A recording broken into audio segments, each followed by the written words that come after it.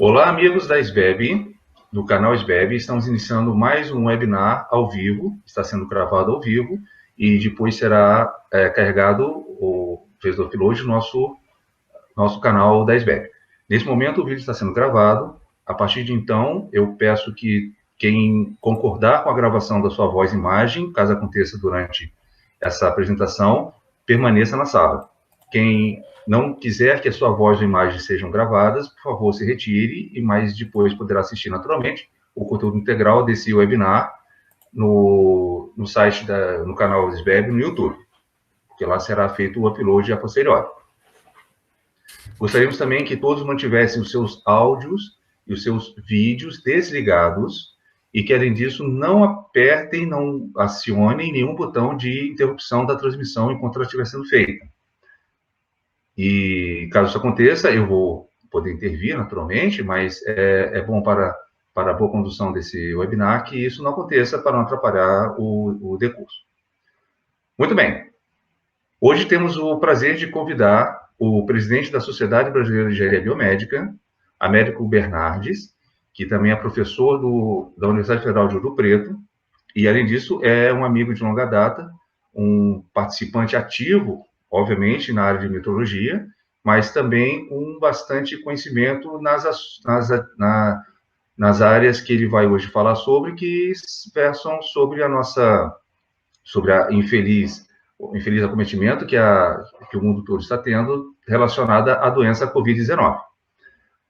Américo, é um grande prazer tê-lo você aqui nesse webinar, e não só apenas por ser o presidente da Sociedade Brasileira de Engenharia Biomédica, mas por estar participando da Marcha Virtual da Ciência, uma organização, uma atividade da SBPC, especificamente da Sociedade em Prol da Vida, e é sobre esse tema que você deve falar ou fazer a sua apresentação no webinar. Então, agradecendo a sua presença, a sua disponibilidade, e agora eu passo a palavra para você, e lembrando, espero que todos os nossos outros participantes mantenham seus áudios e vídeos ligados, enquanto o Américo estiver falando. Américo, muito obrigado e seja bem-vindo. Muito boa tarde, quero saber se vocês estão me ouvindo bem. Eu ouço bem, imagino que os outros também. Pronto. Bom, primeiro, né, é muito importante, só até fazer um reparo, Rodrigo, né? O Rodrigo me apresentou como presidente da Sociedade Brasileira de Engenharia Biomédica, eu não sou. Quem é o Rodrigo? Né? Eu sou da Sociedade Brasileira de Metrologia, né? O Rodrigo é colega... Posso então, agora fazer uma pequena interrupção? É que no automático eu não me apresentei, e terminei te apresentando antes de me apresentar. Eu sou o presidente da Sociedade Brasileira de Engenharia Biomédica, e o Américo é o presidente da Sociedade Brasileira de Metrologia. Obrigado pela correção e desculpe o erro, o HF, mas... Não tem problema nenhum, seria um prazer enorme, não tenho essa pretensão, mas seria um prazer enorme ser presidente da SBEB. Né? É uma sociedade com quem a gente já tem trabalhado há bastante tempo, né? Na verdade, eu e o Rodrigo já trabalhamos juntos há muitos anos, né? Por conta do tema metrologia, e no período mais recente eu assumi a presidência da SBM, o Rodrigo da SBEB, né? E a gente fortaleceu a parceria entre essas duas sociedades, né? No sentido aí de agregar conhecimentos, no sentido aí de criar mecanismos para melhor difusão, né, da ciência de uma maneira geral. Né? Como o Rodrigo disse, eu sou físico, né? Sou professor da Universidade Federal de Ouro Preto e trabalho há mais ou menos uns 30 anos com temas ligados ao que a gente chama de dinâmica de populações, modelos de dinâmica de populações, né? Que é uma área em que você traz juntos, né, pesquisadores de formação bastante diversa, né? A gente tem matemáticos, físicos, estatísticos, biólogos, né? Então, cientistas de várias áreas que trabalham com isso, né? Nós, tanto a SBEB quanto a SBM, né, atendendo aí ao chamamento da SBPC, né, nós nos juntamos a esse chamamento no sentido, né, de que no sentido de procurar, né, disseminar o máximo possível a importância da ciência né, a importância da ciência não só nesse momento, né, mas particularmente nesse momento, né, a importância da ciência, né, para a vida, né, como garantia de vida da população brasileira, né, como garantia básica, né, para a melhoria das condições aí de vida da população brasileira, né? Então, a SBM e a SBEB, então, se juntam à SBPC num conjunto aí de eventos que estão sendo realizados, né? Quando o Rodrigo e eu conversamos sobre este evento, né, a ideia de fazer um seminário virtual, um webinar, né, eu estava naquele momento, isso foi há algumas semanas atrás, né, eu estava naquele momento coordenando um evento, né, virtual, um evento internacional, que foi realizado no Instituto Internacional de Física, que é um instituto da Federal do Rio Grande do Norte, da Universidade Federal do Rio Grande do Norte, onde participaram pesquisadores do Brasil, né, de Israel, da China e da Espanha, né, grupos de pesquisa desses países, onde a gente discutiu, né, modelos de simulação. E por que nós discutimos esses modelos, né? E eu vou tocar principalmente nesse ponto, né? Nós discutimos modelos porque é muito importante para a ciência, né? A ciência não é uma narrativa do que aconteceu, né? A ciência é uma possibilidade de antever o que vai acontecer, de prever o que vai acontecer, né? Então, é muito importante num quadro como esse que a gente tenha a condição, né, de fazer previsões. Por que fazer previsões? Porque não sabendo para onde a gente está indo, né, a ignorância do caminho que a gente está percorrendo pode nos levar a catástrofes, né, como a gente tem visto hoje, né? No Brasil, você já olha, né, várias situações, e até interessante mencionar que naquele evento que nós fizemos em 14 e 15, né, foi apresentado um trabalho, né, trabalho feito no final de março, por um conjunto de pesquisadores das universidades aqui de Ouro Preto e Minas Gerais, da Federal de Minas Gerais, né, juntando aí biólogos, matemáticos e físicos, né, e nesse conjunto indicava que Manaus era uma cidade com forte potencial de aumento muito grande do número de casos, né, e 3 semanas depois deste trabalho ser publicado, aparecem, então, as situações aí, né, de caos que só se agravam em Manaus. Tá? Então, o que eu vou falar hoje tem a ver, então, com isso. Né? Eu vou falar basicamente sobre 3 tópicos, né? Com o que nós estamos lidando, tá certo? Como é que nós estamos lidando com isso e o que nós podemos fazer em relação a isso. Tá? Rapidamente falando, né, como eu disse para vocês, eu sou físico, né, não sou epidemiologista, né, mas é um pouco do conhecimento que está razoavelmente disseminado hoje, né, em relação aí à Covid, em relação ao coronavírus. Né. O nome do bicho, né, o nome do vírus específico, né, que deram para ele é o SARS-CoV-2, né, que é o nome do novo coronavírus. Coronavírus é uma classe, né, de vírus, né, que tem essa carinha, vou chamar assim, mais ou menos particular, né, que é essa aí, né, da coroa, tá certo? Ele é um encapsulado aí com pequenas protuberâncias que assemelham-se a uma coroa. Né? Então, tem vários vírus dessa categoria, o SARS-CoV-2, então, é um dos novos. Né? Tanto é que na imprensa, né, os artigos falam da doença, da epidemia, da pandemia causada pelo novo coronavírus. Né? E o Covid-19 é a doença porque a primeira detecção foi feita no ano passado, no ano de 2019. Né? Ela é uma cepa, né? O Covid de uma classe, então, desses coronavírus, né? E ela ainda não havia sido, esse vírus ainda não havia sido identificado em humanos. E essa classe de vírus, os coronavírus, eles são vírus que circulam entre animais e alguns podem infectar humanos, e aí isso causa a infecção humano para humano. Então, assim, a gente tem várias situações, né? Não é o tópico nosso aqui discutir, né? Mas toda essa ocupação, né, do planeta pela espécie, né, pela nossa espécie, né, pelos humanos, tá certo? Muitas vezes é feita com a invasão de espaços onde você tem um certo, vou chamar assim, um certo equilíbrio, né? E aí, quando você faz isso, os humanos entram em contatos com espécies, né, ou com vírus ou outro tipo, ou bactérias, outro tipo de ser vivo, que faz, então, com que ele, né, passe para a espécie, né? Então, a gente tem, nos últimos tantos anos, eu vou até fazer um asterisco aqui, eu li uma entrevista do professor Eduardo Massad, depois vocês podem procurar, e o Eduardo Massad, ele levanta uma discussão muito importante, que é a seguinte: quando será a próxima pandemia? E ele diz que agora é o momento da gente se preparar para uma próxima que com certeza virá, né? Mais algumas características, né?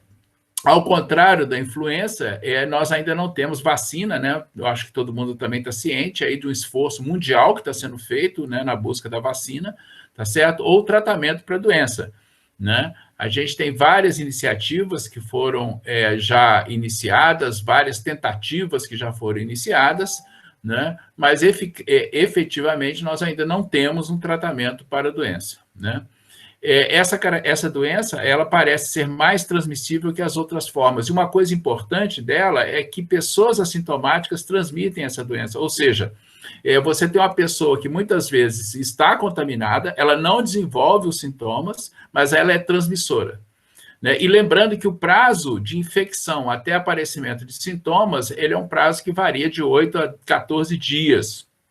Então, muitas vezes, uma pessoa infectada pode estar disseminando a infecção, né? E aí, outra característica é a letalidade não é alta, apesar de que para as pessoas idosas, né, tá certo? A letalidade é muito alta, para as pessoas jovens a letalidade é muito baixa, e a letalidade evolui, né, com a idade, né? Então, onde entra a história dos grupos de risco, né?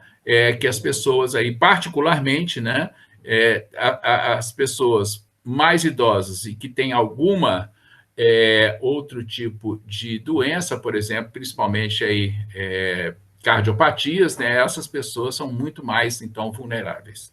De novo, né, a baixa letalidade, ela é um fator que facilita, não é, a disseminação do vírus, né? Se a gente lembrar do ebola, que é um outro vírus, né, também bastante conhecido, o ebola tem uma altíssima letalidade, né, e é muito rápida a distância, né, temporal entre a infecção e a morte da pessoa.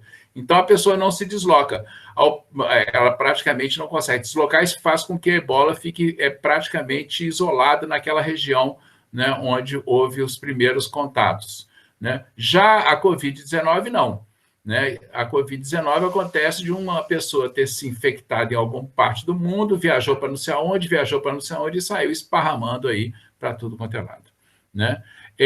Não existe imunidade a priori, tá certo? Não é uma infecção, uma doença, né, em que a gente tem adquirido, por exemplo, eu já tive gripe, eu adquiri imunidade, eu já tive HN1, eu adquiri... Não tem isso, até hoje não se constatou, e também não há evidência de que, uma vez infectada e curada, a pessoa ganha imunidade. Em muitas doenças, você adquiriu a doença, você adquire imunidade. Não há evidência ainda, apesar de que você está buscando, e vamos chamar assim, uma esperança, né, de que pessoas infectadas não adquirem, apesar de que alguns estudos realizados, se não me engano, não sei se em Singapura, Coreia do Sul ou China, mostram pessoas que foram reinfectadas, né? Então, esse é o quadro, né? É um quadro, a primeira detecção, né, dessa doença foi feita na China, né, na península de Wuhan, né, na cidade de Wuhan, naquela região ali, província de Hubei, né? E ela começa a ser disseminada pelo mundo, né? Em janeiro, a OMS considera que tem um caso,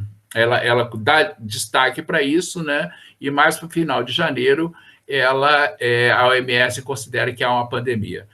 Eu acho assim, a gente pode dar uma olhada, se você olhar essas características básicas, não é, da Covid-19, né, você vê por que em janeiro, né, várias pessoas diziam assim, não, mas isso aí é uma gripe sem maior, né, a história da gripezinha, isso é uma gripezinha, isso não tem muito problema. O problema é que percebe-se rapidamente, acreditava-se que ela se comportaria como HN1 ou uma influenza ou alguma coisa desse tipo, que ela ficaria mais restrita e que não teria um impacto muito grande, né? Mas rapidamente começa a perceber que as características dela eram muito diferentes, né, das infecções recentes.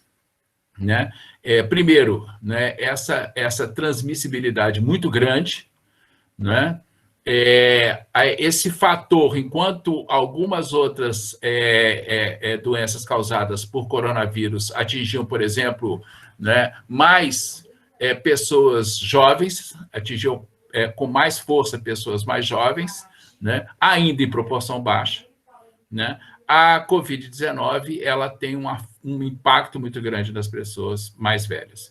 E aí o que aconteceu foi que, né, à medida que o tempo foi passando, né, percebeu-se o seguinte: a quantidade de pessoas que estavam sendo infectadas, a quantidade de pessoas que estavam requerendo cuidados intensivos era muito maior do que a capacidade, né, de suporte dos sistemas de saúde dos países. Né? Então, lá para fevereiro, começa a se perceber, né, que nós estávamos trabalhando com uma situação completamente diferente, né? E quando a gente começa a perceber isso, né, é quando você tem o colapso de sistemas de saúde. E aí surge essa expressão, né, que eu acho que todo mundo também já ouviu falar, que é o achatamento da curva. Né? O achatamento da curva não quer dizer as pessoas não vão se infectar. O achatamento quer dizer as pessoas vão se infectar mais vagarosamente. Né? Nós vamos diminuir a taxa de infecção de tal forma que os sistemas de saúde possam dar conta de todo mundo infectado.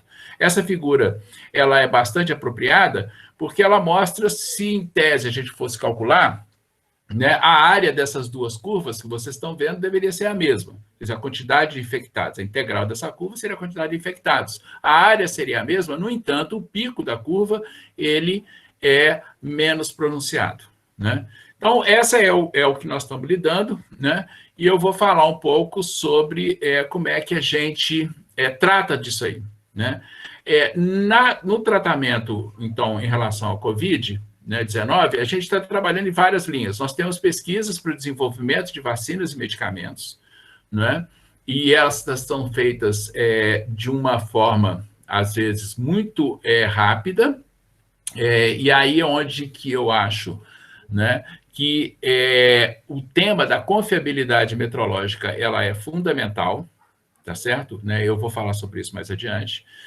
As ações no sentido, aqui nós misturamos tanto ações do ponto de vista da comunidade científica, quanto aí, né, do ponto de vista de políticas públicas. Né? A ampliação da infraestrutura de tratamento, tá certo? Então, a gente está vendo aí a construção de hospitais de campanha, aquisição de equipamentos, etc.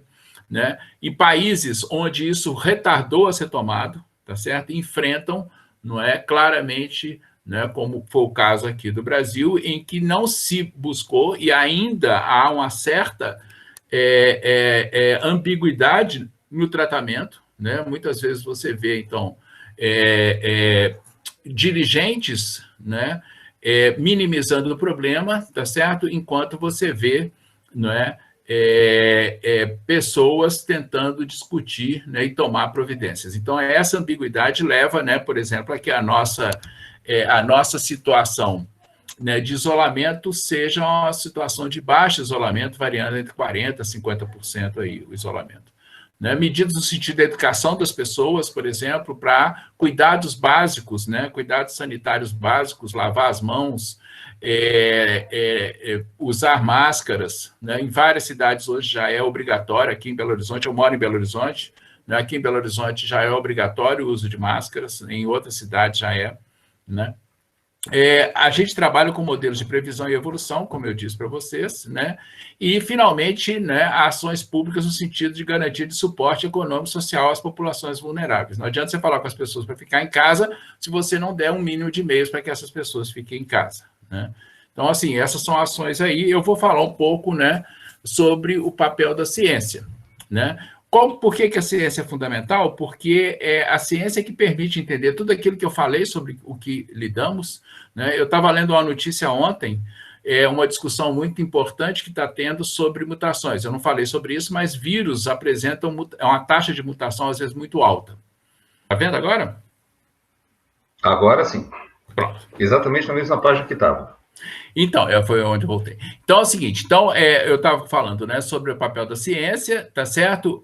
Para eu desenvolver, saber o que a gente está lidando, né, para desenvolver meios de tratamento, tá certo? Isso é muito importante, né, porque numa situação como essa, cria-se uma tensão muito grande, cria-se uma tensão do ponto de vista, né, de apresentar medicamentos. Então, a gente vê todo dia dizendo, tal medicamento, né? Para mim, a situação mais maluca de todas, se me desculpem a opinião, foi de uma certa pessoa indicar que os outros tomassem água sanitária para ver se curava.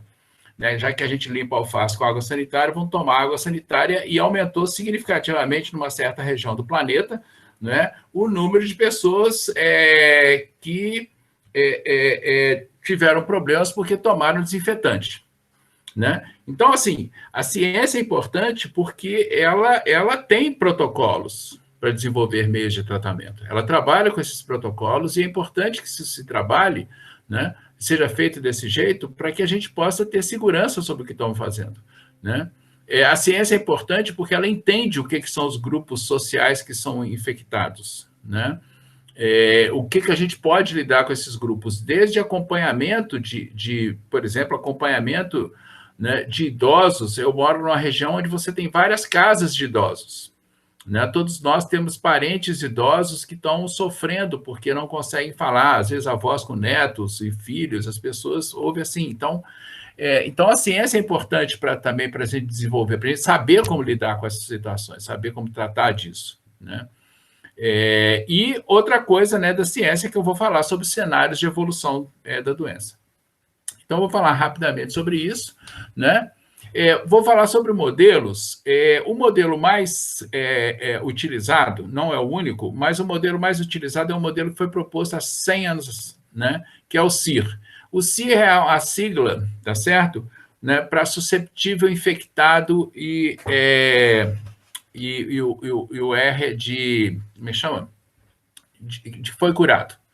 Né? Então, você pensa, a população, ele tem os indivíduos têm 3 categorias, né? E esse é um modelo que é tratado aí, né, por meio de equações diferenciais e uma série de variantes. Né? As variantes mais modernas, que utilizam de capacidade computacional razoável, né, são variantes, por exemplo, que trabalham com atrasos nos diversos processos, de que a pessoa infectada ela demora um tanto de tempo para desenvolver infecção, demora um tanto de tempo para necessitar de hospital. Né? Tem modelos que trabalham com estrutura etária, tem modelos que trabalham com distribuição geográfica, né? E tem modelos estatísticos, modelos de previsão baseados em teorias de probabilidades. Né? Dado que numa determinada população tenha uma determinada situação, qual é a probabilidade disso? Né? Então, são 2 tipos de tratamentos. Né? O modelo CIR, né, ele trabalha também com probabilidade. Se uma pessoa entrar em contato com a outra, qual é a probabilidade dela desenvolver a doença? Qual é a probabilidade dela se infectar? Qual é a probabilidade dela necessitar de atendimento? Né? Se vocês quiserem, quem quiser ver sobre esses modelos, nós fizemos, como eu disse no começo, né, fizemos no começo, meados de abril, esse evento. Né? O endereço... Rodrigo, se você está me ouvindo, essa apresentação pode ser disponibilizada para as pessoas, tá? Depois, quem quiser pode pedir, eu vou mandar para a SBEB, né? A apresentação pode ser disponibilizada, quem quiser depois pode usar a apresentação ou ver os endereços, né, que eu estou colocando. Então, quem que tiver interesse... Eu estou ouvindo, sim, e vai ser muito bem-vinda, e certamente vai ser disponibilizada no site da SBEB. Obrigado. Massa. Então, aqui nesse endereço que eu botei aqui do YouTube, tem todas as palestras que foram feitas nesse evento. Então, se alguém quiser conhecer de modelos, né, tem modelos que foram desenvolvidos na China, né, tem como é que foi desenvolvido em Israel, como é que foi feito na Espanha, 2 modelos feitos na Espanha e alguns modelos feitos aqui no Brasil. Tá? Então, vocês podem depois olhar isso. Só falando muito rapidamente, né, eu não vou apresentar um modelo em particular. Eu vou mostrar o cenário que a gente tem com base em tratamentos muito simples, tratamentos estatísticos muito simples. O primeiro modelo, acho que todo mundo já ouviu falar, e tem vários vídeos na internet falando sobre o modelo de crescimento exponencial. Esse é um modelo que foi proposto, né, há mais de 200 anos, tá certo?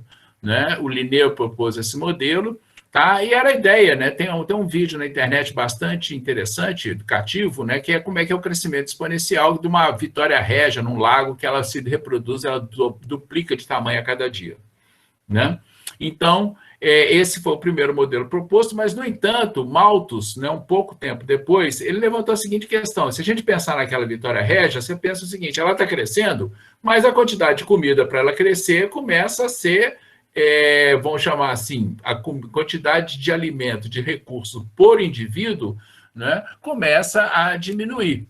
Né? E aí o Malthus levantou a seguinte questão, né? Ele não propôs uma equação diferencial como essa, né? Mas ele propôs a seguinte questão: existe aqui, né, uma taxa. O meu mouse é visível aí para vocês? O mouse não, mas se você clicar com o botão da direita e botar opções de ponteiro, e uma delas vai ser o laser point, você vai conseguir... Deixa eu ver aqui se funciona, então. Não. Não, botão da direita do seu mouse, no botão da direita. Esse que eu estou mexendo, só que o meu comando aqui está dando outro. Deixa. O que importa é o seguinte. O que importa é o seguinte: N nessa expressão é o tamanho da população e N máximo é o que a gente chama a capacidade de suporte do ambiente. Isso quer dizer o seguinte: quando a população vai crescendo, né, se no começo a população for muito pequena, tá certo? A equação diferencial vira praticamente um R vezes N, que é o modelo exponencial, tá? À medida que a população vai crescendo, aquele termo N sobre N máximo, ele vai se aproximar de 1.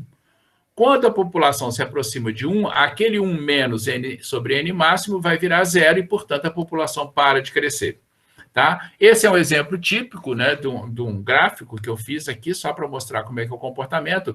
E se vocês olharem essa curva de cima aqui, ela tem essa característica. Na curva de cima, você vai ver que primeiro eu tenho um crescimento exponencial, tá certo? Depois ele vai passar para um achatamento.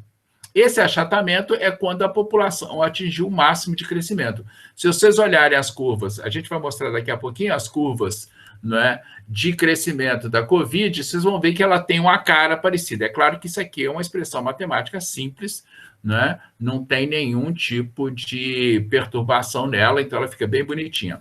E o que interessa para nós também é olhar a figura de baixo, que é o crescimento, é o modelo de crescimento, mas trabalhando, não é, basicamente com uma escala logarítmica, né? Então, na escala logarítmica, vocês veem que o modelo inicialmente é uma linha reta, que é o crescimento exponencial, tá certo? Então, desde os primeiros passos, e aí lá entre 30 e 40, que é a unidade de tempo, tá certo? Vocês podem escolher se for dia, mês, ano, segundo, seja lá o que for, né? Ela começa, então, a fazer uma curva e vai para o achatamento, tá certo? Né? É claro que se a gente tivesse, né, quando a população... Isso aqui é o total de pessoas que foram, no caso, aí, o total máximo da população. É claro que, nesse ponto, ela para de crescer, e é claro que se a gente tiver recuperados, tá certo? Pessoas que estão se recuperando, essa curva, então, agora, né, tenderia a baixar, tá certo? A curva, se a gente olhar isso aqui, né, a curva tenderia a baixar, e a gente diria que o pico dessa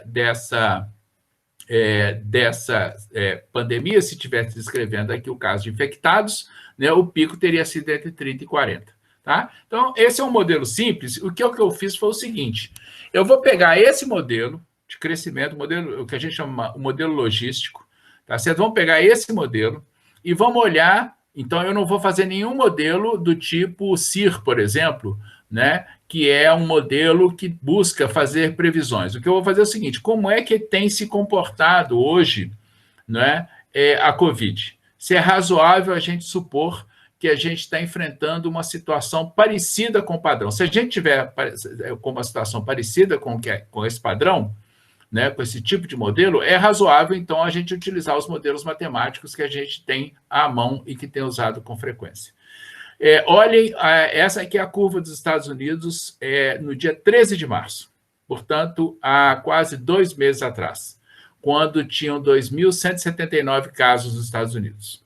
Se vocês olharem essa curva, tá certo?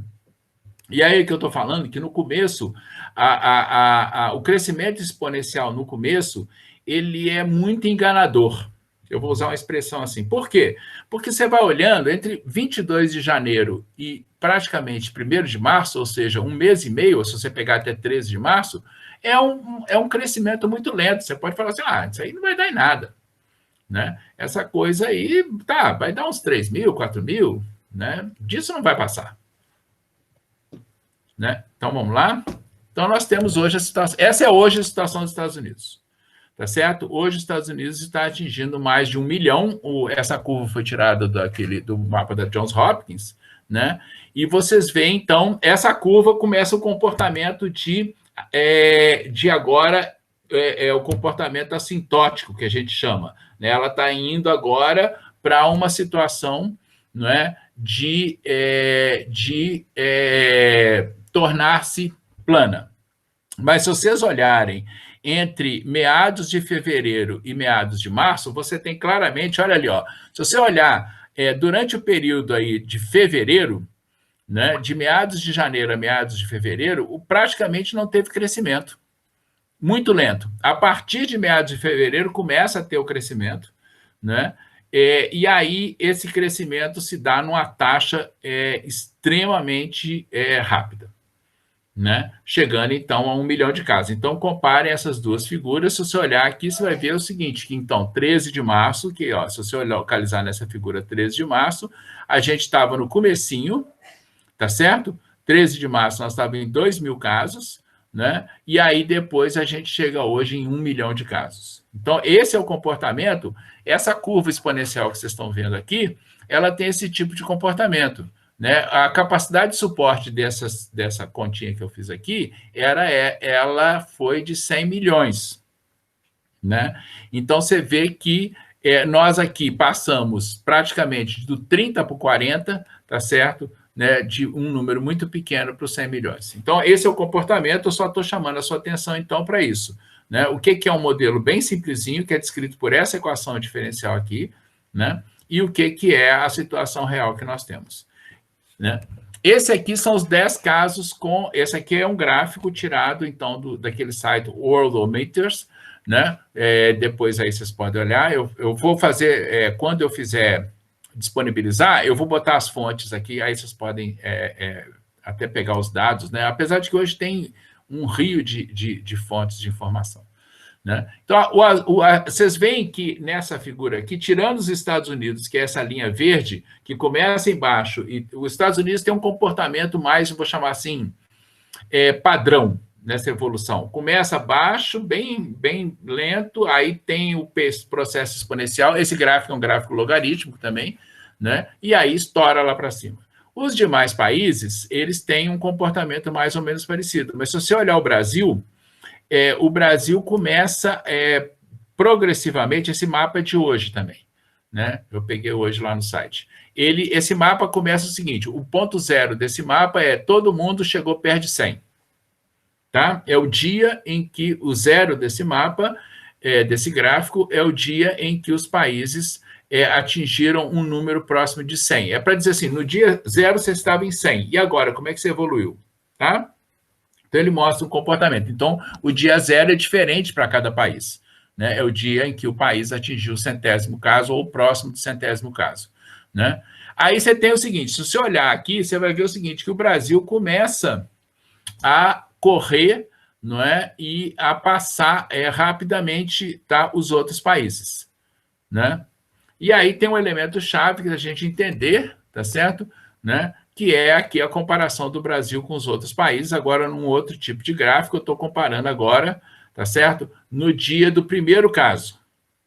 Né? Então, vocês veem, enquanto a Alemanha e a Itália começam a caminhar, né, no sentido aí do valor assintótico, né? Coreia, ela parou, Coreia, essa linha marrom aí, né? E aqui é um gráfico, e tem uma linha preta que está escrito fim. Eu vou mostrar para vocês o que é essa linha preta. Essa linha preta é o seguinte, eu peguei aquele mapa logístico lá, aquela equação diferencial, e fiz um ajuste, né, com base no modelo, né, logístico, eu fiz um ajuste para 3 situações. Esses pontinhos azuis que vocês estão vendo são a evolução no Brasil, né, de casos. A gente já está com um pouco mais do que está aí, esses são dados de domingo, né, ou segunda-feira, perdão, esses dados são dados de segunda-feira, e eu fiz o seguinte, se a gente pegasse essa curva por volta do final de março, qual seria a previsão do número de casos? Se a gente pegar essa curva, que é a curvinha verde, eu vou pegar os casos do começo de março e faço uma previsão com eles, né, um ajuste daquela solução, né, daquele modelo, tá certo? Para essa curva aqui. Aí daria essa linhazinha verde. Agora, suponha que eu faça o seguinte, eu vou chegar no final de março, tá certo? Perdão, lá para meados de abril, mais ou menos, e faço um novo ajuste. Então, no começo, não sei se todo mundo se lembra, lá para março, né, o próprio Ministério da Saúde falava assim, não, gente, nós vamos ter o pico em abril. Vai chegar o pico em abril, não sei o que, periri, pororó. Bom, abril já passou, né? Na última entrevista que foi dada, o secretário de Vigilância e Saúde, ele falou o seguinte, olha, o pico vai estar entre maio e julho. Olhem essa linha amarela que tem lá em cima, tá certo? Essa linha, ela está me dando hoje uma previsão de entre 300 e 400 mil casos de infecção. E aí, então, você vê que ela agora está trabalhando com esses dados. Os últimos dados talvez possam fazer com que essa curva levante um pouco mais. O que tem acontecido é isso, à medida que os casos no Brasil vão aparecendo, né, essas curvas elas estão tendo uma tendência aí de aceleração. Tá? Bom, e o grande problema, como a gente sabe, né, é o problema de leitos, tá certo?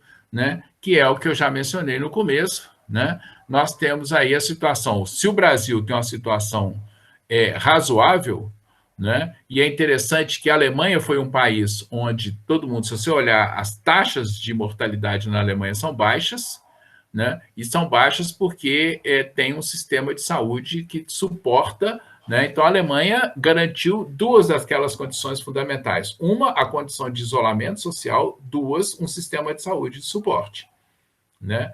Ao passo, né, que onde não houve no início o isolamento, o sistema de saúde, mesmo tendo condições de suporte, não deu conta, como por exemplo, o caso de vários estados dos Estados Unidos, né? De novo, né, o problema aí, a questão do achatamento da curva. Esse slide com essas duas imagens, eu peguei de um divulgador de ciência chamado Átila Yamarino, não sei quem já viu, né? É uma apresentação que ele fez agora no domingo, né? Nessa apresentação, ele chama a atenção no seguinte, que o Brasil, até ali no começo, né, o Brasil estava tendo aquele crescimento, e ali no começo, então, né, ele chegou a uma situação na qual ele começou a achatar a curva, né? Essa curvinha verde Brasil, se você olhar ali entre 20 e 40, mais ou menos, então, perto do 30, desculpem, ele começa um processo de achatamento.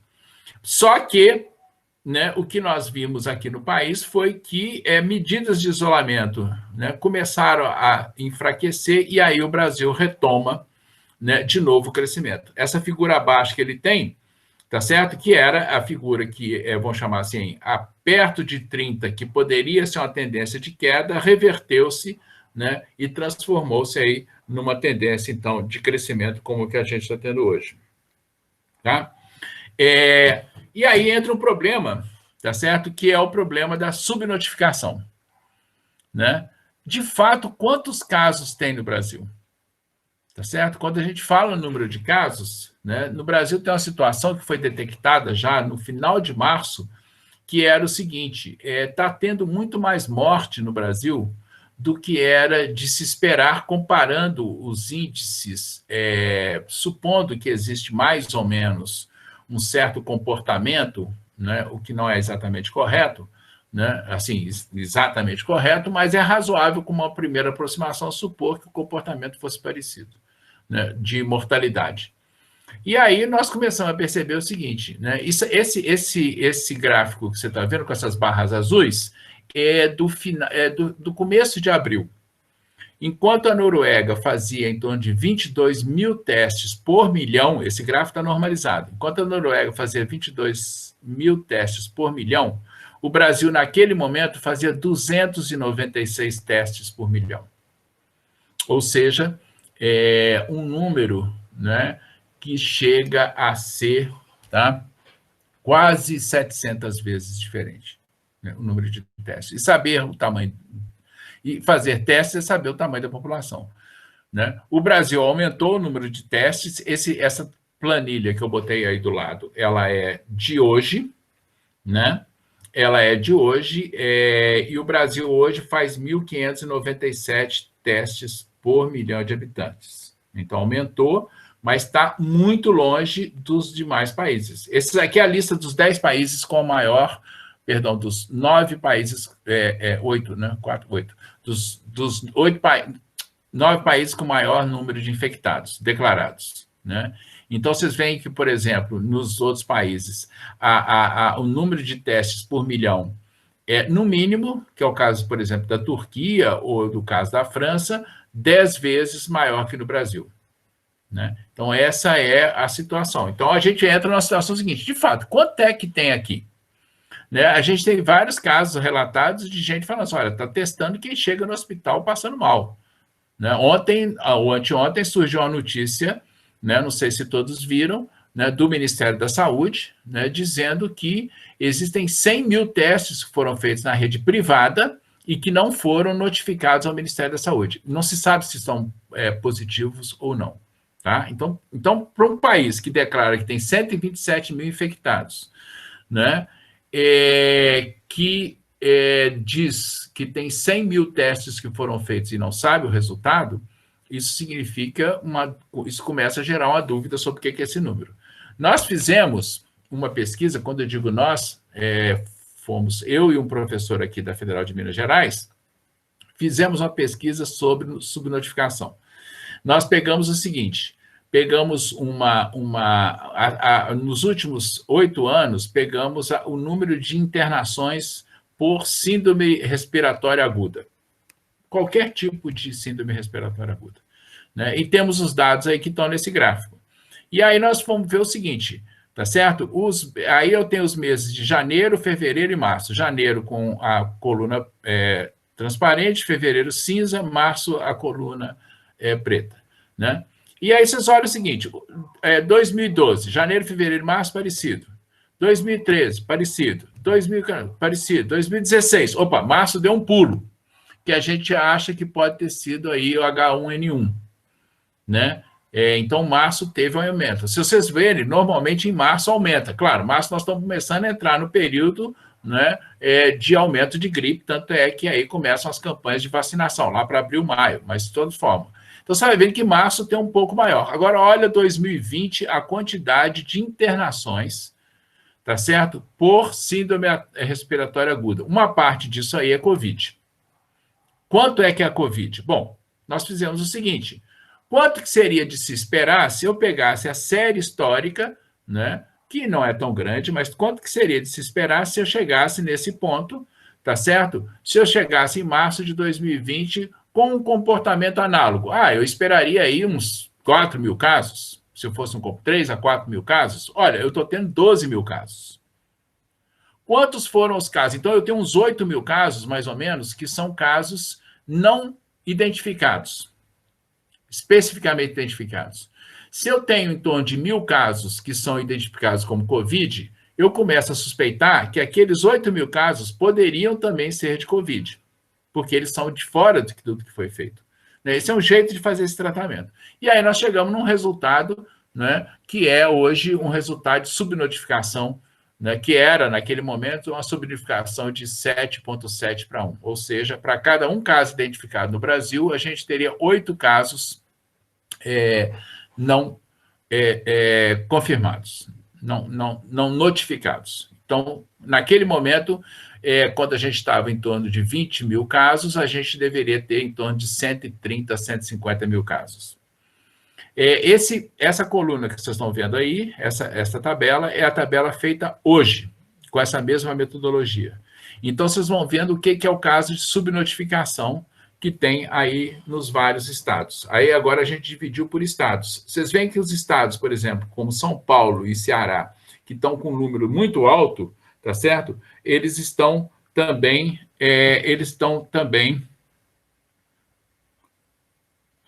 com valores de subnotificação mais baixos. Isso quer dizer que esses estados, né, eles continuam aí, né, com um número muito alto, tá certo, de testes e, portanto, estão identificando melhor, né?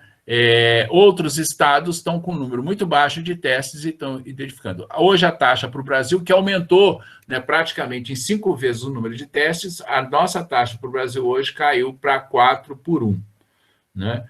Então, hoje a gente imagina que teria no Brasil em torno de 500 mil casos, 600 mil casos aí, né, de infectados, tá? Bom, o que mais nós podemos fazer? Né? Aí eu queria agora, né, combinei com o Rodrigo, dele pegar um pouco essa parte, né, que é a parte mais de desenvolvimento de medicação e equipamentos. Né? Tanto a parte de medicação é um elemento, né, do que está sendo feito de pesquisa, e equipamentos. Né?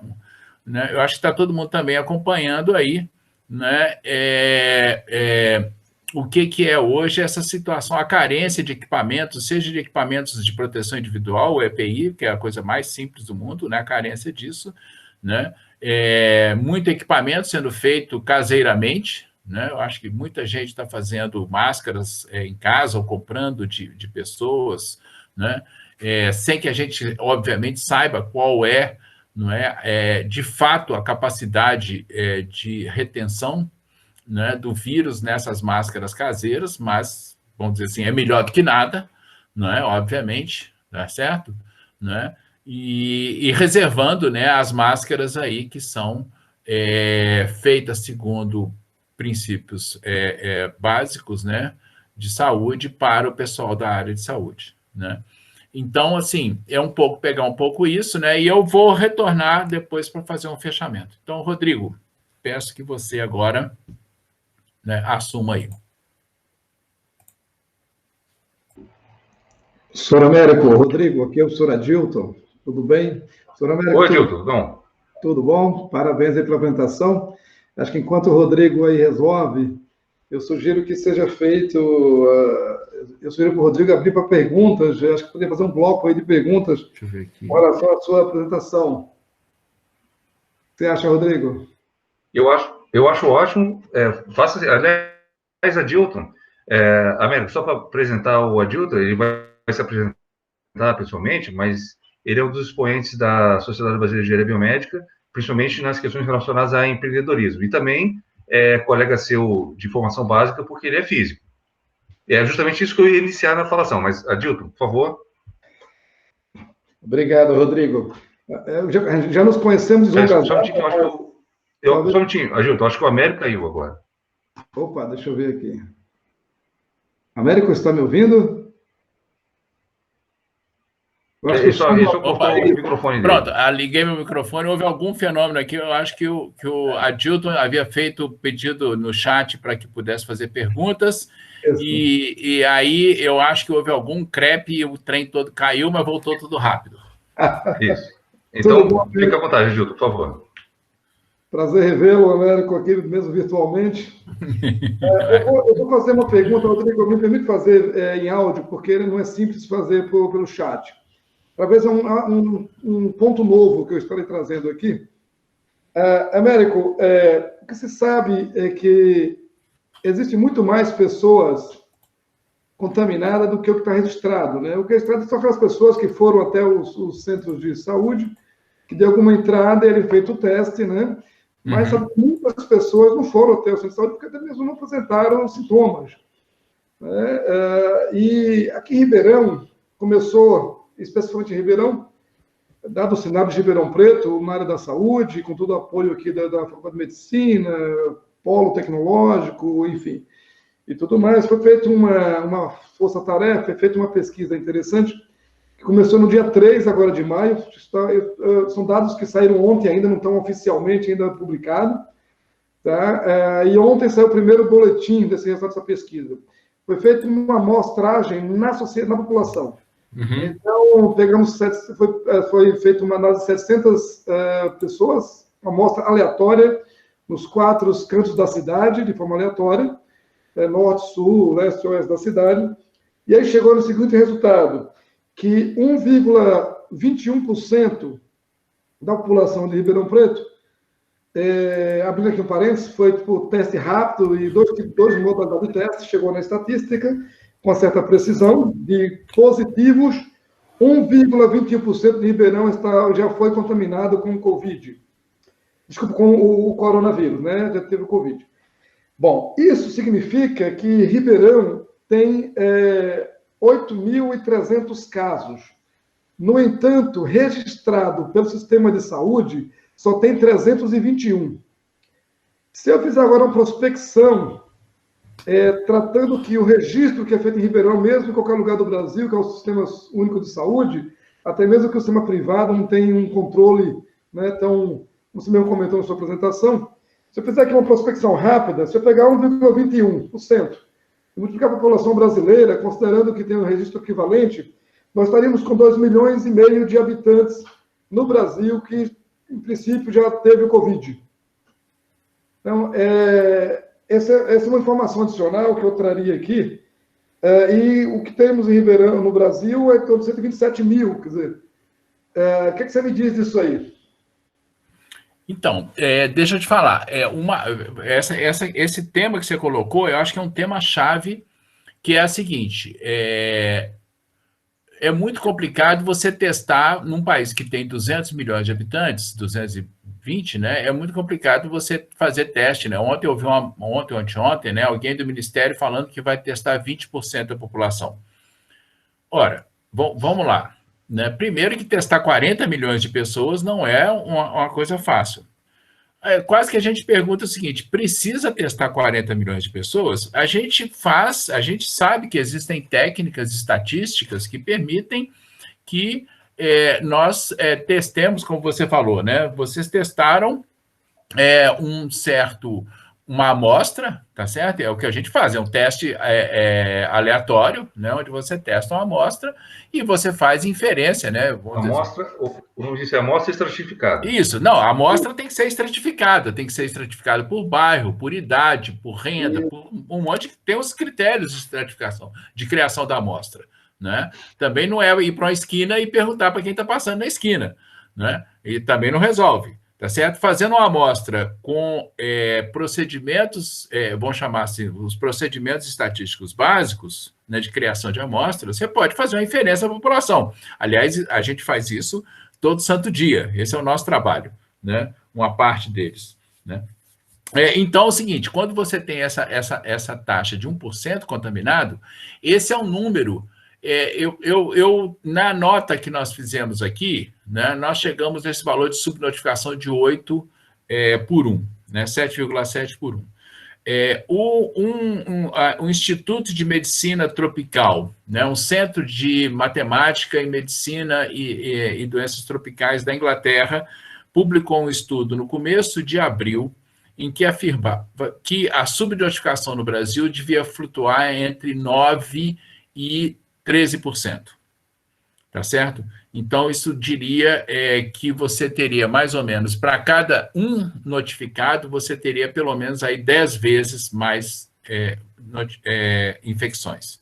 Esse número que vocês obtêm é um número, assim, bastante alto, né? Esse número é bastante alto. Agora, ele está nos chamando a atenção o seguinte, né? Existem outros casos. Tem um estudo que foi feito na USP que eu chegava em 15 para 1.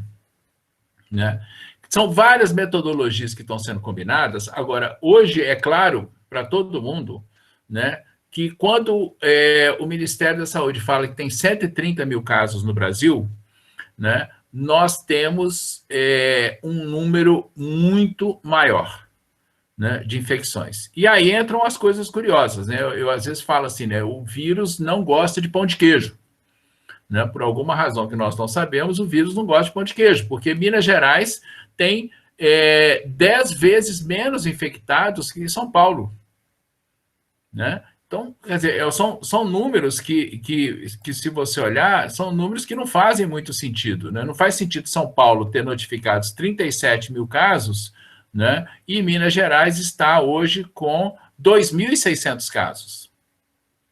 Quer dizer, de onde é que se tira? Aí eu calculo a subnotificação de Minas e dá 15 vezes. E a de São Paulo dá 2 vezes. Então, a de São Paulo, nessas contas que a gente fez, teria em torno de 70 mil casos. Com a conta que você está fazendo, dá muito mais. Minas teria pelo menos 16 vezes mais casos. Então, isso faz com que qualquer política pública que está sendo traçada com base nessas informações, ela está subdimensionando o tamanho do problema.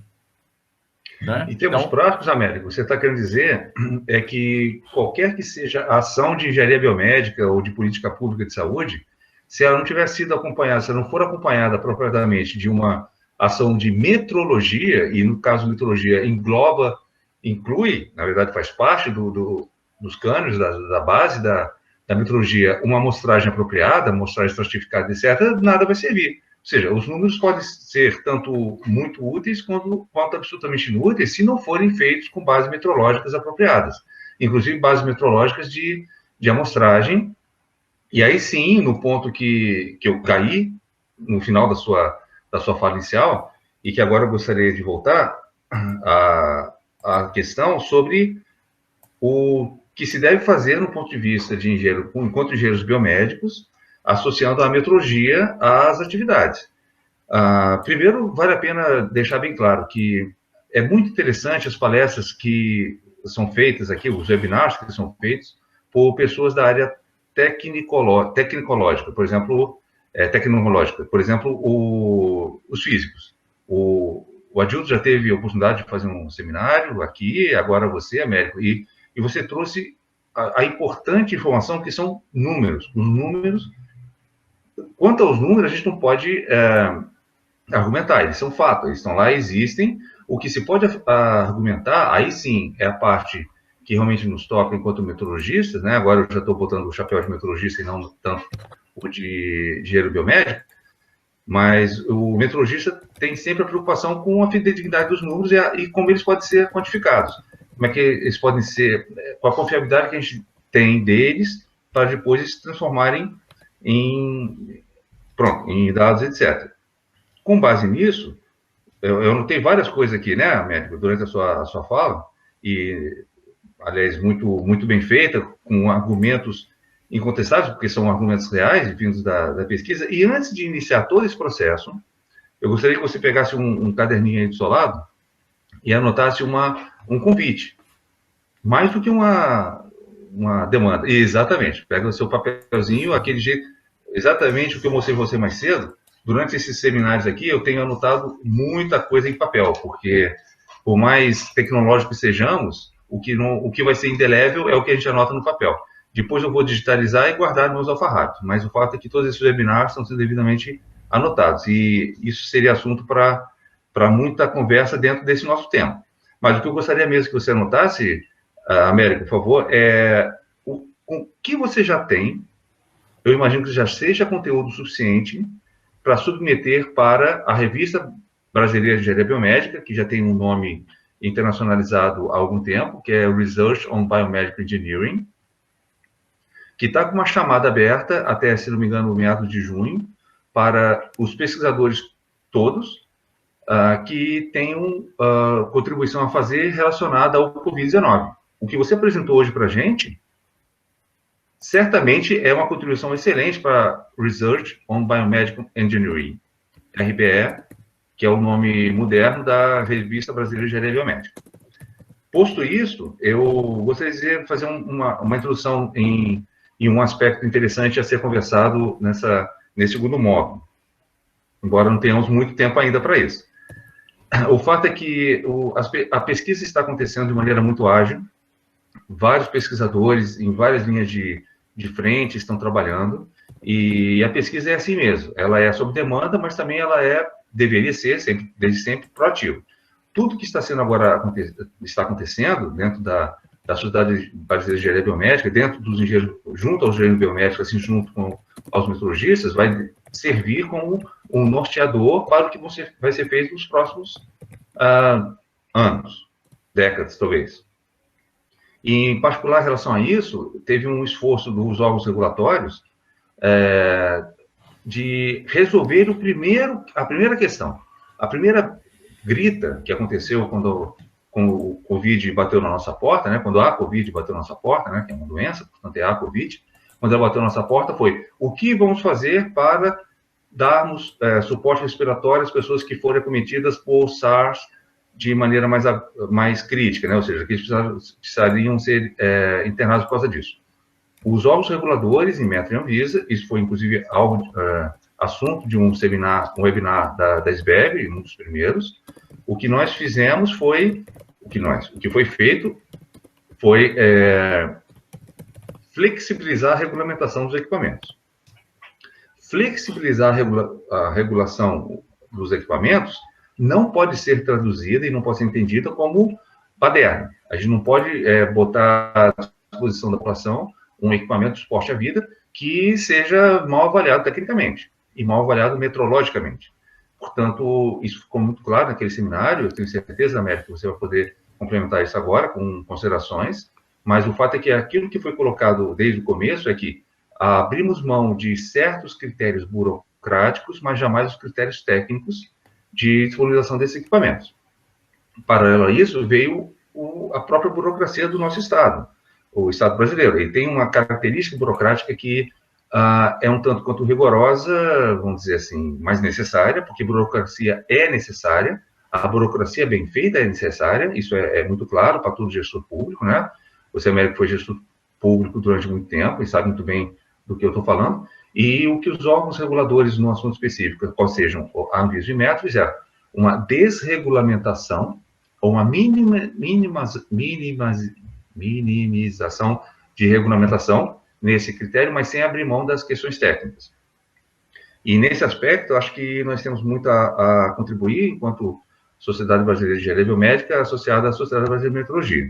Só para concluir essa minha grande fala, além de tudo que já foi muito bem colocado aí, Américo, nós temos que dizer que uma saída para isso, já adotada pelo pessoal da engenharia pulmonar e cardiovascular da COP, o programa de engenharia biomédica da COP, eles optaram pela não regulamentação imediata, mesmo tendo a flexibilização já sendo oferecida pela Anvisa e pelo Inmetro, mas por adotar uma abordagem de avaliação clínica.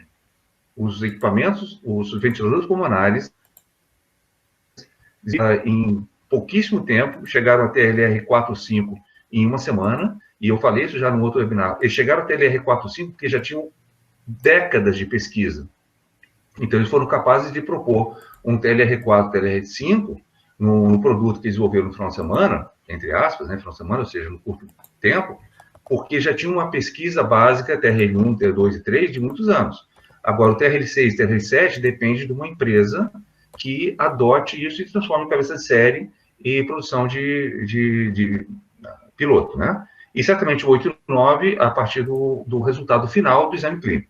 Mas o que eles optaram? Como não dá tempo de fazer tudo isso dentro da demanda do Covid-19 enquanto doença aqui nos Estados acometendo, eles optaram por fazer com que esse trabalho finalizado seja feito via pesquisa. Eles ofereceram já um projeto, está sendo avaliado pela CONEP, né, o Conselho Nacional de Estudos de Ética de Pesquisa, o Conselho Nacional de Ética de Pesquisa, e se tudo correr bem, eu não tenho essa informação atualizada agora, já foi aprovado, e com base nisso eles podem usar agora esse respirador no paciente, desde que ele assine o termo TLRE, né, o termo TRLE, o termo de reconhecimento líquido esclarecido, que é necessário para toda pesquisa clínica envolvendo seres humanos. Falei bastante, trouxe um bocado de conteúdo de engenharia biomédica dentro dessa palestra, né, desse webinar de metrologia, e agora, América, por favor, o que você gostaria de falar sobre esse conteúdo, esse tantão de coisa, esse trem de coisa aí que eu falei? Esse trem de coisa é coisa de... trem... Eu acho que não tenho muito tempo para contar piada de mineiro, então eu vou deixar para o próximo. Me convidem para o webinar seguinte que eu conto piada de mineiro para vocês. Mas é o seguinte, eu acho que... bom, primeiro, eu acho que a gente tem que ter muito presente, de novo, né? Todos nós temos muita ansiedade no sentido de conseguir propor soluções. Né? Nós temos um problema. Esse problema foi minimizado no começo. Né? Esse problema ainda, no caso do Brasil, ainda é fruto de certas controvérsias que não existem ou não deveriam estar existindo, o que gera uma ambiguidade de comportamento da população. Né? Mas o que eu queria chamar a atenção é o seguinte, eu acho que nós, da comunidade científico-tecnológica, a nossa responsabilidade aumenta. Porque nós hoje temos que ter segurança, essa questão que a Adilto falou é muito importante. Hoje nós temos que ter segurança sobre quais são os procedimentos básicos que a gente adota para fazer afirmações, quais os procedimentos básicos que a gente adota, por exemplo, né, para que determinado equipamento possa ser utilizado. Muitas vezes, esse equipamento, como o próprio Rodrigo colocou, né, ele talvez não vá percorrer todo aquele percurso tradicional, né, que é normalmente feito, mas isso significa que a responsabilidade que não pode ser exclusivamente colocada nos braços, ou nas mãos, ou no colo do paciente, que a responsabilidade nossa é muito grande. Isso é uma fonte de tensão grande para a gente. Né? Eu estava comentando hoje de manhã com o Rodrigo, numa conversa preliminar, essa questão dos oxímetros. Todo mundo está comprando oxímetro. Né? E eu lembrei ao Rodrigo, ou trouxe ao Rodrigo um problema que aconteceu comigo há uns anos atrás, quando eu fui a um posto de saúde, por uma outra razão, fui a um posto de saúde e a moça veio medir a minha pressão arterial. E quando ela mediu, ela utilizou esses medidores de pressão, o digital que tem, não sei o que, ela mediu e falou assim, mas está 17/9 a sua pressão. Eu falei, não, minha pressão não é isso. Né? E aí ela pegou um esfigmomanômetro tradicional, mediu e falou, não, de fato, está 13/8. Eu falei, agora está certo. Então, assim, é um momento de grande tensão, né? É um momento em que as pessoas buscam alternativas de forma rápida, né? E a comunidade científica, né? Eu acho que nós, então, que somos a comunidade científica, nós temos que dizer com muita clareza, né? Ouça o que estão dizendo os cientistas. Muitas vezes você vai ver cientistas dizendo coisas diferentes, o que é próprio da ciência, inclusive. A ciência não é uma voz, vamos chamar assim, monotonicamente homogênea. Muitas vezes você tem controvérsias, é assim que a gente evolui, é assim que a gente progride, né?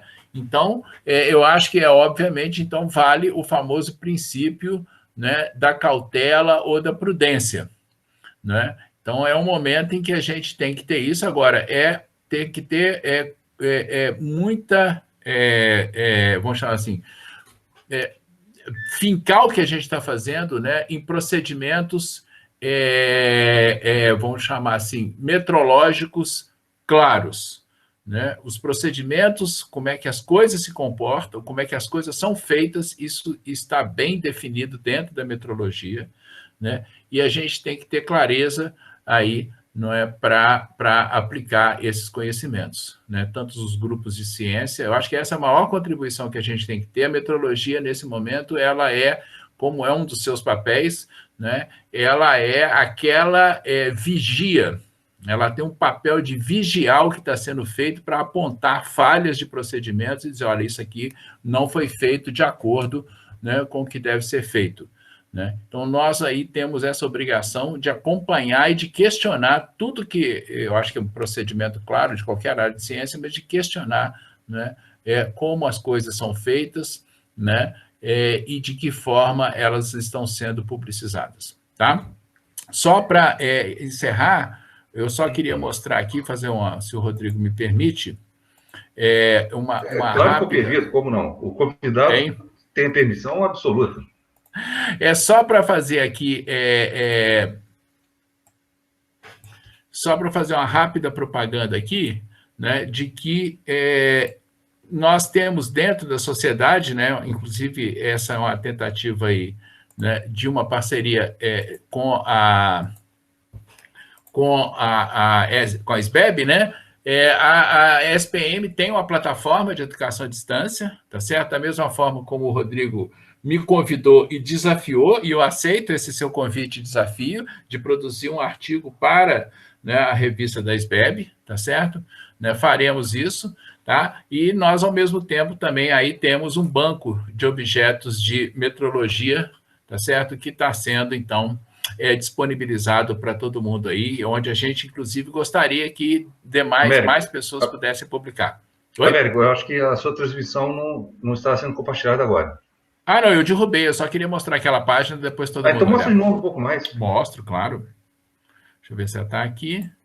Eu só tinha tirado, compartilhar. Diga lá, Adilton. Enquanto isso, o Adilton vai fazer um comentário ou uma pergunta, eventualmente.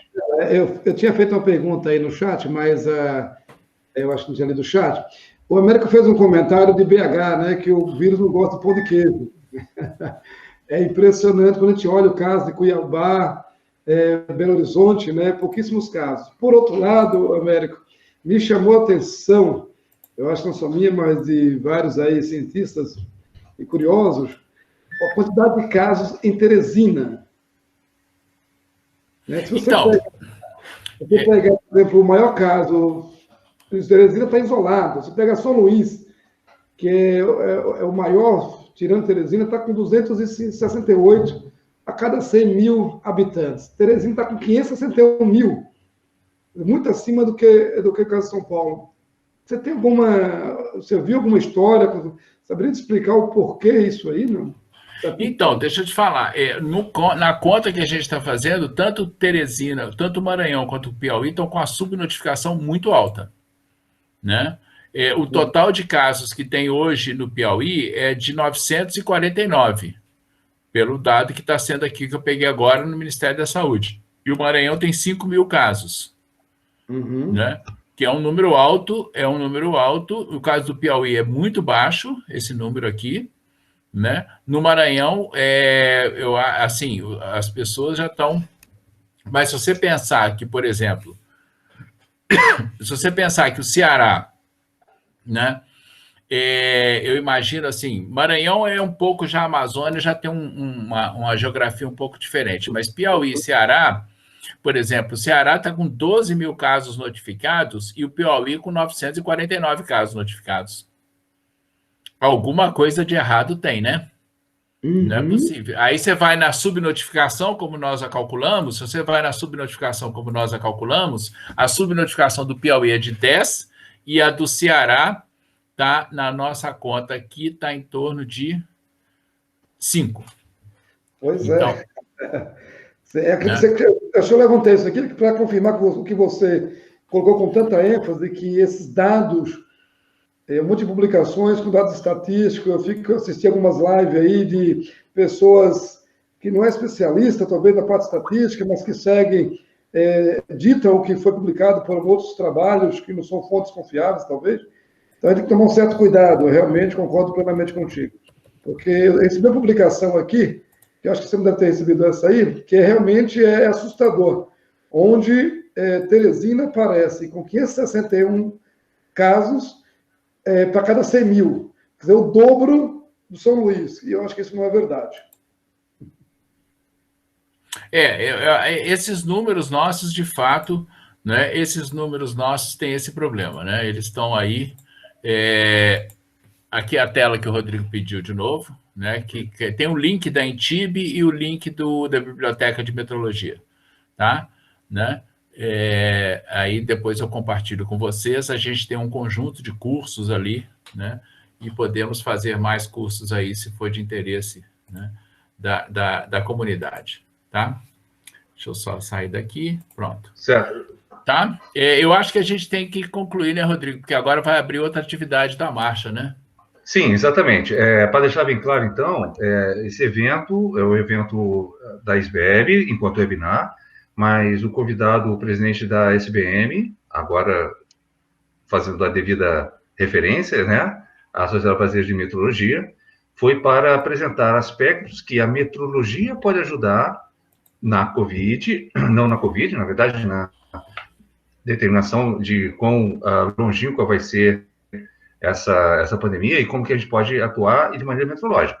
O professor Américo é um professor da área de física e presidente da SBM, além de ser atuante na área de metrologia já há dezenas de anos, dezenas não sei, mas pelo menos mais do que 10, né, Américo? Bom, 15 anos, eu entrei no Inmetro em 2007, né? Uhum. E a partir de que momento você pode dizer que há 2 dezenas? A partir de 1.6 ou de 1.5 já é o suficiente para dizer dezenas? É 1.3, na verdade, né? Que o logaritmo é 0.5. Ok, pronto. Então já há dezenas de anos. É mais do que colaborador, é um partícipe e um atuante colega nosso, pesquisador, cientista na área de metrologia, e esse webinar veio com um propósito de dar uma outra luz, uma luz metrológica, porque os parâmetros, vamos dizer, na área de saúde, eles carecem tanto na forma de medição, ou seja, a obtenção do dado primário, como depois da forma de análise, e depois a entrega e avaliar se, assim, como válidos eles são, qual é o nível de confiabilidade que eles têm. E nada menos importante, quer dizer, o mais importante é que a metrologia esteja atuando em cada uma dessas etapas, inclusive na amostragem e tal. O que o Américo fez aqui para a gente hoje, né, nos brindou com essa excelente palestra, webinar. Espero que tenha sido bem gravado, eu não sei, só depois que terminar a palestra que eu posso ver se realmente foi bem gravado ou não, mas, pelo menos para os nossos participantes, Américo, eu acho que foi um excelente conteúdo que você nos apresentou. Você gostaria de fazer uma finalização, antes de eu fechar, do ponto de vista vocal, essa palestra? Não, então só dizer mais uma vez, agradecer esse convite, né, reforçar essa importância da parceria, né, e essa ideia de que as sociedades científicas, né, elas sejam aí parceiras, né, no sentido, quer dizer, de construção do conhecimento. Num momento como esse, é importante você ter, né, cientistas e pesquisadores de várias áreas, né, físicos, matemáticos, engenheiros, biólogos, epidemiologistas, médicos, pessoal de enfermaria, assistente social, quer dizer, você tem um conjunto de profissionais que podem pensar as soluções. A solução não é uma solução única, assim, é uma solução construída, né, há muitas mãos, né? Então, agradecer esse convite, né, recomendar mais uma vez, né, aos que puderem, continuem em isolamento, tá certo? Né? E é muito importante que a gente tenha aí, né, um compromisso com a ciência, né, para entender, né, que ela é o elemento chave, né, na solução desse problema. Muito obrigado e um bom resto de tarde e continuem, tem mais atividades na marcha aí para a gente continuar. Grande abraço. Américo, eu agradeço muito mais uma vez, como eu já falei, o Adil também já fez seus agradecimentos, e é basicamente isso. As ciências, porque não existe apenas uma ciência, as ciências são os que são a base para fazer a evolução da humanidade. Todas as ciências humanas, ciências biológicas, ciências físicas, como se mencionou. E esse webinar foi uma pequena contribuição nesse sentido. Espero que a marcha virtual para a ciência continue forte e mantenha-se forte, hoje é o dia principal, e que todos que tenham oportunidade de compartilhar esse vídeo o façam. Obrigado a todos os participantes. Nesse momento eu encerro a gravação e, repetindo, esse vídeo vai ser transferido para o canal da SBEB e espero que vocês divulguem para outros possíveis assistentes, pessoas que assistam esse vídeo. Obrigado, então, mais uma vez a todos, e aqui eu encerro a gravação.